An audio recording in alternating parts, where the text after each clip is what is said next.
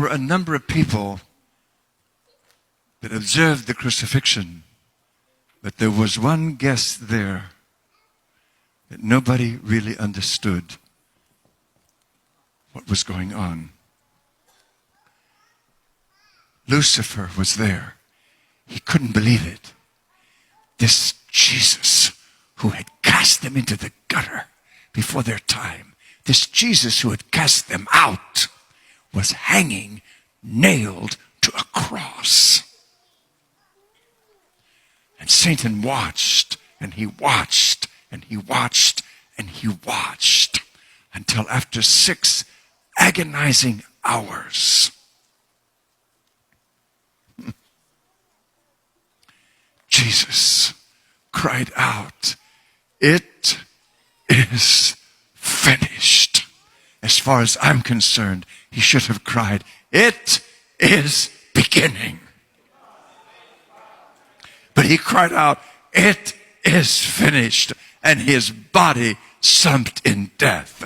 You talk about rejoicing. That Lucifer was absolutely elated. He couldn't hardly believe his eyes. And I personally believe that he went into the 4 corners of the earth where all of these demonic forces reign and rule and torment and whatever. I believe he called them together and said, "This Jesus is dead. I saw his body sunk in death on the cross. This one who cast us out, our troubles are over." And I believe the devil ordered a celebration. I believe the demonic forces came, and Lucifer was at the center of it, and they were rejoicing, and they were rejoicing, and they were thrilled, and they were having a party, a festivity over the fact that this Jesus was dead. But right in the middle of the celebration, there came a knock at the gates of hell.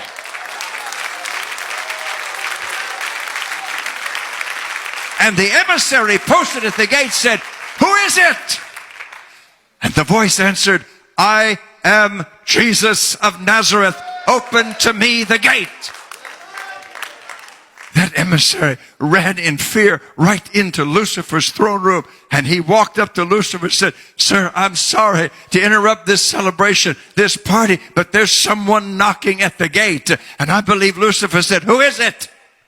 And the emissary said, "He says his name is Jesus." You talk about bringing a party to a screeching halt. It came to a screeching halt. And Lucifer said, "You'll have to let him in." And I believe that emissary walked up those steps out of that darkened place to the gates of hell and opened the gates of hell. And Jesus walked through and turned his back on that emissary and walked down into Lucifer's throne room. And I believe that Jesus walked up to Lucifer and extended a nail-scarred hand and said, "Lucifer, give them to me. Give them to me, the keys of death and hell." And I believe that Lucifer reached into his robe, if he wears a robe, and pulled out the keys of death and hell and dropped them into a nail-scarred hand. And Jesus clutched those keys and walked up out of that place. But I believe that when Jesus got to the very gates of hell, he stopped and called back down into that place, "Lucifer, in the future, my church will be knocking at the gates, and you must open to them, for it is written, the gates of hell shall not prevail against the church." Do you understand what I'm saying here tonight? People, we are the aggressors. We are the aggressors. This church, you ought to storm the gates of hell, because the gates of hell shall not prevail against the church. We ought to storm the gates of hell and say, "Let my mother go. Let my father go. Let my brother go. Let my son go. Let my daughter go. Let